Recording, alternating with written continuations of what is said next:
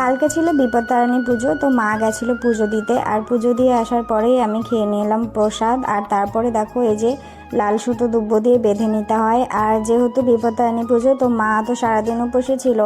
আর এখানে নিয়ম হচ্ছে লুচি খেতে হবে, তাই লুচি সুজি আর সয়াবিন আলুর তরকারি করেছিল নিরামিষ, তো সেটা মা খেয়েছিল। আর মা বাড়ি আসার পরে দেখে আমি শুয়েই আছি, তো আমাকে এটা বেঁধে দেওয়ার পরে তাড়াতাড়ি করে আমাকে খাইয়ে দিল। তারপরে বিকেলবেলা ভাবছি কী খাবো কী খাবো, ফ্রিজটা খুলে দেখলাম ডেয়ারি মিল্ক আছে, তো ভাবলাম দুটো খেজুর খাই, তো খেজুর খেলাম।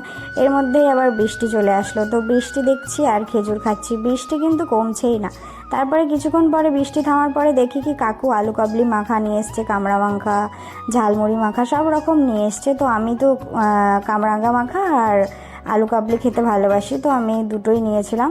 তো আমার ভীষণ ভালো লাগে বেশি করে ঝাল দিয়ে টক দিয়ে, তো আমি খেয়ে নিলাম 2 রকম। তো আজকের ভিডিওটা এই অবধি, সবাই খুব ভালো থেকো, টাটা।